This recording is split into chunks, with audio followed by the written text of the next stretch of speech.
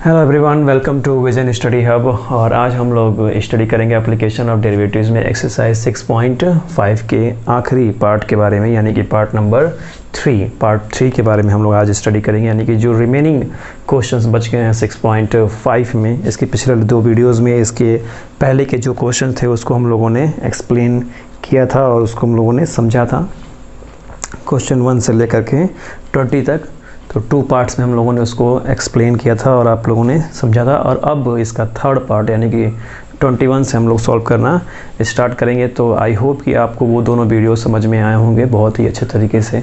तो अगर आपको वो दोनों वीडियो बहुत अच्छे से समझ में आए होंगे तो ये भी समझ में आएगा। यहाँ पे थोड़े से क्वेश्चंस जो हैं वो प्रॉब्लम वाइज हैं, लैंग्वेज में दिए गए होंगे और प्रॉब्लम्स में होंगे, तो उन्हें हमको प्रैक्टिकली तरीके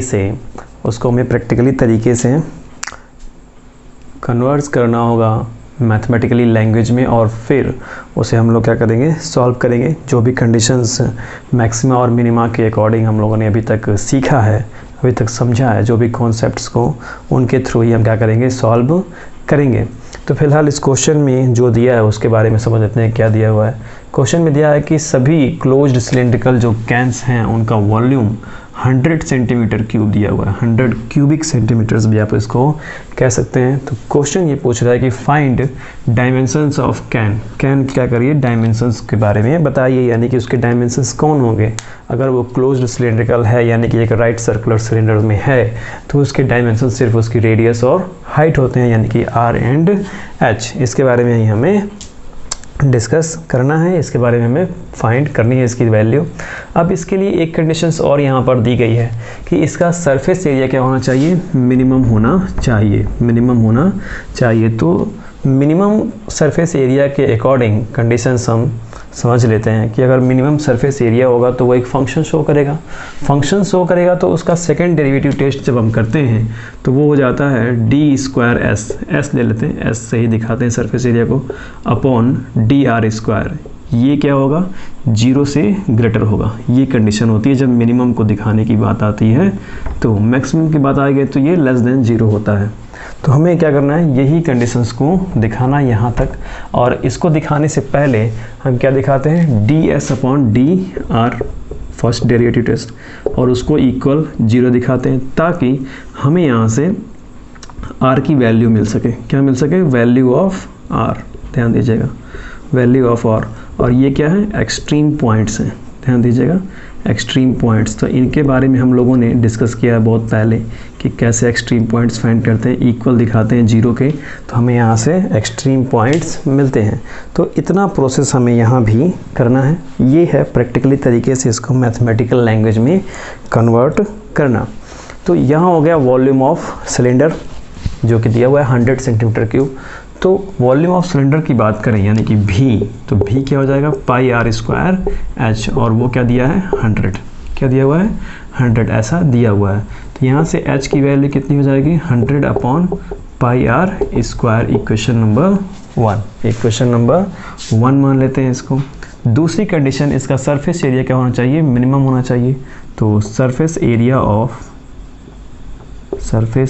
of closed cylindrical can done है, यानी कि S =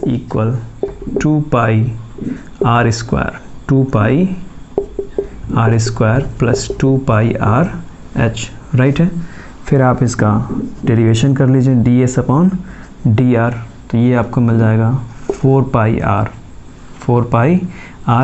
और डेरिवेशन करने से पहले इसको थोड़ा सा और चेंज कर लेते हैं, तो ये हो जाएगा 2πr², और h के प्लेस पर 100/πr² पुट करेंगे तो 2πr, यानी कि ध्यान दीजिएगा 2πrH, तो 2πrH यानी कि 2 इंटू πr ऐसे रख दीजिए, और h के प्लेस पर 100/πr² पुट करेंगे तो एक r और एक पाई कैंसिल, तो मिला कितना आपको, 200/r, राइट है। तो इसे ऐसे लिख सकते हैं यहाँ पर 200/r। और अब इसका हमें क्या करना है, डिफरेंशिएशन करना है ds/dr का। तो 2πr² का डिफरेंशिएशन करेंगे तो हो जाएगा 4πr, और 200/r का करेंगे तो ये हो जाएगा ध्यान दीजिएगा, -200 अपॉन आर स्क्वायर, राइट है। ये हो गया आपका ds upon dr, equation number 2 nominate कर लेते हैं। थर्ड नंबर कंडीशन, इसका सेकंड डेरिवेटिव करते हैं तो ये हो जाएगा D square S upon D R square, 4 pi R का हो जाएगा 4 pi plus 400 upon R cube, 400 upon R cube. ये 1 अपॉन आर स्क्वायर का डिफ्रेंशिएशन करेंगे फिर तो ये 2 अपॉन आर क्यूब हो जाएगा। कितना हो जाएगा? 2 अपॉन आर क्यूब, वो भी माइनस में, तो माइनस से माइनस का मल्टीप्लाई करेंगे तो प्लस हो जाना है। तो ये हो गया 400 अपॉन आर क्यूब, और ये पूरी वैल्यू जो है वो ग्रेटर होगी 0 से। किससे ग्रेटर होगी? 0 से। तो ये वैल्यू क्या हो जाएगी? स्मॉलर देन होगी 0 से। अभी स्मॉलर देन 0 जब हो जाएगी तो इसको हमको ग्रेटर देन 0 करना है। कितना करना है? ग्रेटर देन 0 कैसे होगा? ध्यान दीजिएगा, अभी तुरंत आपको मालूम चल जाएगा ग्रेटर देन 0 कैसे होगा। तो इसको कुछ इस तरह से सॉल्व करेंगे। हमें बताया कि ds upon D are equal 0 दिखाते हैं, सो ds upon D are equal 0। तो जब यहाँ से 0 दिखाएंगे तो हमें r की वैल्यू मिलती है, यानी कि एक्सट्रीम पॉइंट्स मिलता है। तो इसको जब हम यहाँ से पुट करेंगे तो यहाँ से हमें r की वैल्यू मिलेगी कुछ इतनी, 50 अपॉन पाई का पावर 1/3, इतना मिलेगा, 50 अपॉन पाई का पावर 1/3। तो ये तो क्यूबिक रूट हो गया, क्यूबिक रूट हो गया, यानी r की वैल्यू बहुत ही कम मिलेगी। तो जब r की वैल्यू बहुत ही कम मिलने वाली है तो यहाँ जब उस r की वैल्यू को पुट करेंगे तो ये वैल्यू क्या हो जाएगी? 0 से ग्रेटर हो जाएगी। और जब इतना हो गया तो इसके अकॉर्डिंग ध्यान दीजिएगा, D square S upon D R square अब क्या हो गया? 0 से ग्रेटर हो गया। और ये जब 0 से ग्रेटर हो गया तो इसके अकॉर्डिंग r की वैल्यू आपको यही पुट करनी होगी, और इसको आप पुट करेंगे इक्वेशन 1 में, टू इक्वेशन 1। और जब इक्वेशन 1 में आप पुट करेंगे तो यहाँ से आपको h की वैल्यू मिल जाएगी, और h की वैल्यू हो जाएगी बिल्कुल इसी के सिमिलर। यहाँ से आप जब r की वैल्यू यहाँ पे पुट करेंगे तो h की वैल्यू बिल्कुल इसी के सिमिलर होगी, 2 इंटू 50 अपॉन पाई का पावर 1/3, ये भी सेंटीमीटर में, और ये जो आएगा ये भी किसमें होगा? सेंटीमीटर में ही होगा। तो r की डायमेंशन भी आपको मालूम चल गई और h की डायमेंशन भी आपको मालूम हो गई। r की वैल्यू 50 अपॉन पाई पावर 1/3 और h की value 2 into 50 upon pi power 1/3। h की वैल्यू फाइंड करने के लिए आपको r की यही वैल्यू यहाँ पर पुट करनी होगी इक्वेशन 1 में, तो आपको h की वैल्यू मिल जानी है। कंडीशंस को मैंने कैसे दिखाया ध्यान दीजिएगा, यहाँ से r की वैल्यू जो भी होगी उसका आप होल क्यू जब करेंगे तो वो क्या होना है कि नीचे जब ज़्यादा हो जाएगा तो डिवाइड करेगा तो ऊपर की वैल्यू कम आनी है, और कम आनी तो हो सकता है कि वो नेगेटिव में चला जाए, और नेगेटिव में होगा तो क्या हो जाएगा? 0 से लेस देन हो गया। बट अब जब ds upon D are equal 0 दिखा रहे हैं तो यहाँ से r की आपको वैल्यू इतनी मिलेगी। कंक्लूड करके देख लीजिएगा, ये इक्वेशन 2 जो मैंने दिखाया 4 pi R minus 200 upon pi R square, तो यहाँ से आपको r की वैल्यू 50 अपॉन पाई का पावर 1/3 मिलेगा, यानी ऑलरेडी ये क्यूबिक रूट है। तो इसको जब यहाँ पे पुट करेंगे तो 3 इंटू 1/3 होगा तो पावर 1 ही मिलेगा। तो अब ये क्या हो गया? बहुत ही कम हो गया, और अब डिवाइड करेंगे तो ऊपर की वैल्यू पॉजिटिव आएगी, और पॉजिटिव आने से क्या हो गया? ग्रेटर देन 0 हो गया। ये इतना कंडीशन दिखाने लगा, और जब ये ग्रेटर देन 0 हो गया तो ये मिनिमम सरफेस एरिया दिखा रहा है, जो कि मैंने यहाँ पे दिखाया था कि मिनिमम सरफेस एरिया शो कर रहा है, ऐसा क्वेश्चन में मेंशन है। तो उस कंडीशन को ये फुलफिल करने लगा, और जब करने लगा तो r की यही वैल्यू को हम डिकवर करेंगे, और इसी वैल्यू को हम यहाँ इक्वेशन 1 में पुट करेंगे तो यहाँ से हमें h की वैल्यू फाइंड हो जाएगी, और h की वैल्यू हमको मिल रही है 2 इंटू 50 अपॉन पाई पावर 1/3। तो इस तरह से सॉल्व होगा क्वेश्चन नंबर 21। क्वेश्चन नंबर 21 जो है बहुत ही इंपॉर्टेंट क्वेश्चन है, क्योंकि इसके बाद के जो क्वेश्चन है वो बिल्कुल इसी पर बेस्ड है, यानी कि क्वेश्चन नंबर 22 एंड 22 और 23 सेम इसी पैटर्न पर क्या होंगे? सॉल्व होंगे। तो अगर आपको ये सॉल्यूशन बहुत ही बेहतर तरीके से समझ में आया होगा तो क्वेश्चन नंबर 22 और 23 भी आप बहुत ही ईजिली तरीके से सॉल्व कर लेंगे। तो students pause the video and note it down. अब सॉल्व करते हैं क्वेश्चन नंबर 24 को। क्वेश्चन नंबर 24 में दिया हुआ है कि right circular cone of least curved surface area, यानी कि मिनिमम की बात हो रही है, ध्यान दीजिएगा, मिनिमम कर्व्ड सरफेस एरिया की बात हो रही है, एंड गिवन वॉल्यूम भी क्या होगा? मिनिमम होगा, और कह रहा है कि हैज़ एन एल्टीट्यूड, उसका एक एल्टीट्यूड है जो इक्वल होगा √2 टाइम्स के एल्टीट्यूड यानी कि h। एल्टीट्यूड का मतलब h के बारे में बात हो रही है, ध्यान दीजिएगा, h के बारे में स्टोरी हो रही है और वो इक्वल है √2 into radius of base, radius of base यानी कि √2 इंटू r, √2 इंटू r की ये स्टोरी हमें दिखानी है। सॉल्व करते हैं इसको। वॉल्यूम ऑफ कोन के बारे में स्टोरी यहाँ पे दी गई है, h इक्वल √2 इंटू r, ये हमें शो करना है। तो वॉल्यूम ऑफ कोन हो जाएगा v इक्वल 1/3 पाई r स्क्वायर h, और यहाँ से अगर हम h की वैल्यू लेंगे तो हो जाएगा 3v पाई r स्क्वायर, इक्वेशन नंबर 1। और फिर बात करेंगे कर्व्ड सरफेस एरिया की, तो कर्व्ड सरफेस एरिया हो जाएगा हमारा s इक्वल, ध्यान दीजिएगा, s equal pi r l, और l कितना होता है हमारा √r square plus h square, s equal हो गया पाई r √r square plus h square. और हम यहाँ पर h की वैल्यू यानी कि 3v/पाई r स्क्वायर क्या करेंगे, पुट करेंगे, तो हमें इसकी वैल्यू कुछ इतनी मिल जाएगी 1/r √pi square plus r power 6, कुछ इतना मिल जाएगा, ध्यान दीजिएगा, 1/r √पाई square r power 6 plus r power 6 plus 9v square, ये हमारा हो जाएगा s का वैल्यू यानी कर्व्ड सरफेस एरिया का value, equation number 1, equation number 1 हो जाएगा।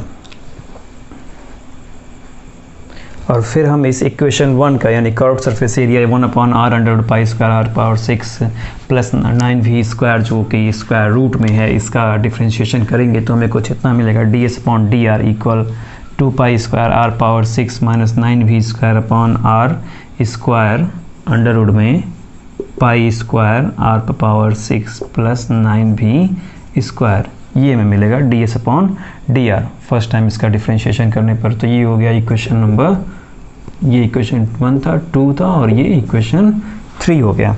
अब कंडीशन ये है कि हमें एक्सट्रीम पॉइंट्स को क्या करना है, पता करना है। सो ds/dr, तो ds अपॉन जब dr करेंगे और इसको हम इक्वल 0 दिखाएंगे तो यहाँ से हमें r की वैल्यू मिल जाएगी, और r की वैल्यू हो जाएगी r power 6 equal 9v square upon 2 pi square, ध्यान दीजिएगा, r power 6 equal 9v square upon 2 pi i square, 2 pi square हो गया। अब जब ये r पावर 6 हो गया, यहाँ ध्यान दीजिएगा, तो इस इक्वेशन नंबर 3 का जब हम डिफ्रेंशिएशन करेंगे तो यहाँ से हमें d square s upon dr square जो मिलेगा वो क्या होगा, ग्रेटर होगा 0 से, और जब वो ग्रेटर होगा 0 से तो यहाँ से वैल्यू क्या निकल रही है, लीस्ट मिल रही है यानी कि मिनिमम वैल्यू मिल रही है। और ये मिनिमम वैल्यू तब भी होगी जब हम r power 6 equal 9v square upon 2 pi square put करेंगे, तो तब भी होगी, यानी कि इस कंडीशंस के अकॉर्डिंग भी d square s upon dr square वो 0 से क्या होगा, ग्रेटर होगा। तो 0 से जब ग्रेटर होगा तो लीस्ट यानी कि मिनिमम वैल्यू को शो किया जा रहा है, इसका curved surface area minimum value को शो करेगा।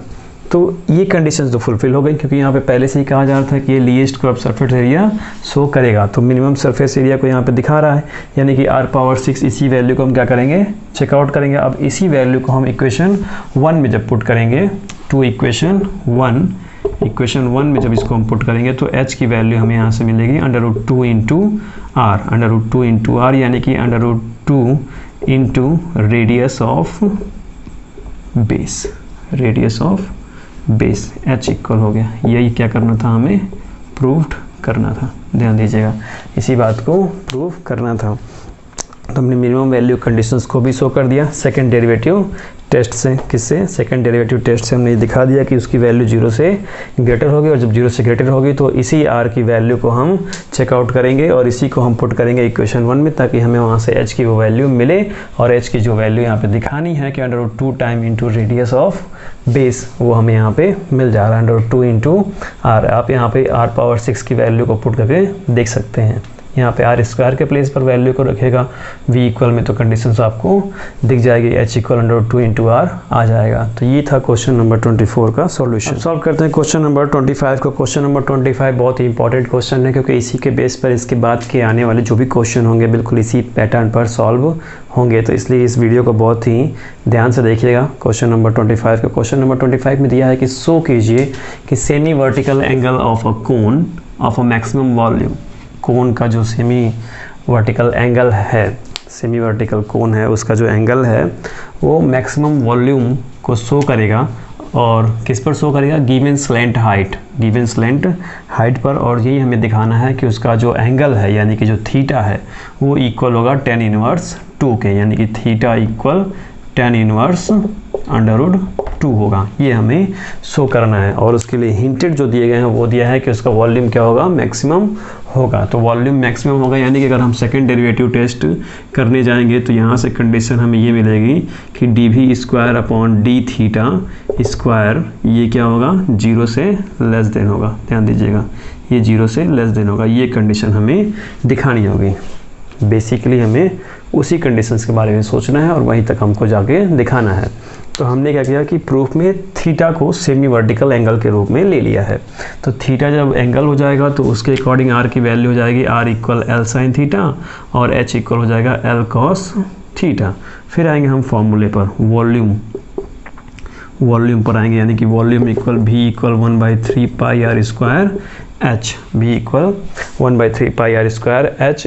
और इसमें जब हम आर और एच की ये वैल्यू को पुट करेंगे, आर और एच की ये वैल्यू को जब हम पुट करेंगे तो आर की वैल्यू कुछ इस तरह से हो जाएगी। ध्यान दीजिएगा, आर की वैल्यू और एच की वैल्यू जब हम इसमें पुट करेंगे तो ये हो जाएगा pi L cube upon 3, pi L cube upon 3 minus sine cube theta plus 2 sine square theta cos theta. ये भी की वैल्यू हो जाएगी। ध्यान दीजिएगा, pi L cube upon 3 minus sine cube theta plus 2 sine theta cos square theta. 2 sine theta cos square theta, ये square है, ये नहीं है। 2 sine theta cos square theta, ये भी की वैल्यू हो जाएगी। और फिर जब इसका हम डिफ्रेंशिएशन करेंगे, जब इसका डिफ्रेंशिएशन करेंगे तो हो जाएगा डी भी अपॉन डी आर, डी भी अपॉन डी आर। तब इसकी वैल्यू आएगी पाई एल क्यू अपॉन 3 और यहाँ पे ब्रैकेट में हो जाएगा 2 cos Q theta, 2 cos Q theta minus 7 sine square theta cos theta, 7 sine square theta cos square theta. Sign square theta किस वजह से? क्योंकि ये कॉस स्क्वायर थीटा है और इस साइन थीटा का कॉस थीटा होगा और इसकी वजह से माइनस आएगा, तो ये यहाँ पे माइनस हो गया। तो ये कुछ इस तरह से -7 sine square theta cos theta हो गया। तो ये तो हो गई आपकी D V upon D theta की वैल्यू।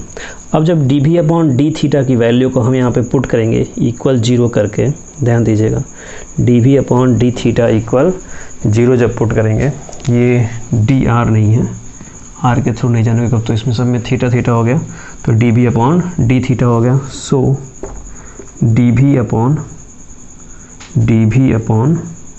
डी थीटा इक्वल 0 जब पुट करेंगे तो इस कंडीशन के अकॉर्डिंग हमें थीटा इक्वल मिलेगा tan inverse under root 2, theta equal tan inverse under root 2। इसे हम मान लेते हैं इक्वेशन नंबर 1। तो 2 इक्वेशन 1 से, इक्वेशन 1 के अकॉर्डिंग जब D V upon D theta है और इसका जब डिफ्रेंशिएशन करेंगे तो वो हमें मिलेगा D V square upon D theta square. और ये क्या मिलेगा हमें? 0 से लेस देन मिलेगा। और 0 से जब लेस देन मिलेगा तो ये हमें थीटा के लिए हमें क्या मिलेगा? थीटा यहाँ बिलोंग करेगा 0 और π/2 से, इसके क्लोज्ड इंटरवल से बिलोंग करेगा। और यहाँ पे थीटा की वैल्यू क्या होगी? tan inverse under root 2। ध्यान दीजिएगा, tan इनवर्स अंडर रूट 2। तो जब ये 0 से लेस देन है तो ये किसको शो कर रहा है? मैक्सिमम वॉल्यूम को शो कर रहा है। मैक्सिमम वॉल्यूम को शो कर रहा है। यही इस क्वेश्चन में भी था कि हमें मैक्सिमम वॉल्यूम को दिखाना है। तो ये जब 0 से लेस देन कर रहा है, यानी कि सेकंड डेरिवेटिव टेस्ट के थ्रू ये क्या दिखा रहा है, मैक्सिमम वॉल्यूम को शो कर रहा है।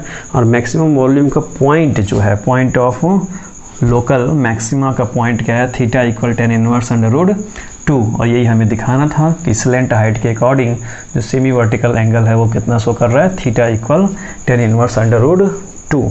तो ये चीज़ हमें यहाँ पे दिखानी थी, वही हम यहाँ पे दिखा दिए। प्रोसेस बिल्कुल सेम वैसे ही था। लैंग्वेज में क्वेश्चन था तो थोड़ा सा आपको परेशान करेगा, दिक्कत करेगा, आप सोच भी नहीं सकते हैं इसके बारे में, या जो भी सोचेंगे वो उतना बेहतर नहीं जाएगा। बट एक पॉइंट को आप इसमें कैच करके रखिएगा कि जो प्रोसेस है मैक्सिमा और मिनिमा का, first derivative test, second derivative test, उसी के थ्रू यहाँ पे सारी बातें होनी हैं। जितनी भी स्टोरी होगी उसमें छोटा सा ही क्लू क्यों न दिया हो, लेकिन दिया जरूर रहेगा। उसी क्लू के थ्रू हमको उसको सॉल्व करना होगा। और फर्स्ट डेरिवेटिव टेस्ट जैसे हम करते आ रहे थे, पहले dv/d, फिर उसके बाद उसका डबल डिफरेंशिएशन। तो डबल डिफरेंशिएशन हमें सिंबल चेक कराएगा, और सिंबल चेक कराने के थ्रू हमको मालूम हो जाएगा कि वो मैक्सिमम वॉल्यूम को दिखाता है या मिनिमम वॉल्यूम को दिखाता है, या जो भी उसमें फंक्शन की कंडीशंस या उसके कैरेक्टरिस्टिक्स के बारे में दिया गया होगा कि वो मैक्सिमम और मिनिमम को शो कर रहा है, वो हम वहाँ पे दिखा सकते हैं उसके सिंबॉलिक तरीके से। और जो पॉइंट को वो दिखाएगा वो पॉइंट भी हम वहाँ पे शो कर देंगे। तो इसका जो पॉइंट ऑफ लोकल मैक्सिमा था वो था थीटा इक्वल tan इनवर्स √2। तो ये बात यहाँ पे कंफर्म हो गई। तो इस तरह से शो करेंगे क्वेश्चन नंबर 25 को। तो सबसे इम्पॉर्टेंट जो बात है वो ध्यान में रखिएगा कि जो मैंने कॉन्सेप्ट बताया था आपको मैक्सिमा और मिनिमा में, फर्स्ट डेरिवेटिव टेस्ट और सेकेंड डेरिवेटिव टेस्ट, उसी के अकॉर्डिंग, उसी पर बेस्ड सभी ये क्वेश्चन सॉल्व होने हैं। इतना अपने दिमाग में अच्छे से बैठा लीजिए। तो क्वेश्चन नंबर 25 के बेस पर ही, इसी पैटर्न पर क्वेश्चन नंबर 26, 27, 28 और 29, ये तीनों तो क्या है, MCQ हैं। ये अभी तक जितना आप लोग पढ़े हैं उसके बेस पर ये तीनों सॉल्व हो जाएंगे। 26 जो है वो बिल्कुल 25 पर ही बेस्ड है, सेम इसी पैटर्न पर सॉल्व होगा। तो सेम वो 25 नंबर क्वेश्चन पे ही 26 नंबर सॉल्व होगा। 27, 28 और 9 ये अभी तक पीछे जितना आप क्वेश्चन सॉल्व करते हैं उनके बेस्ड पर सॉल्व होने हैं, MCQ टाइप में है वो, और जितना कॉन्सेप्ट आपने पढ़ा उन्हीं के बेसिस पे होना है। तो students, pause the video and note it down.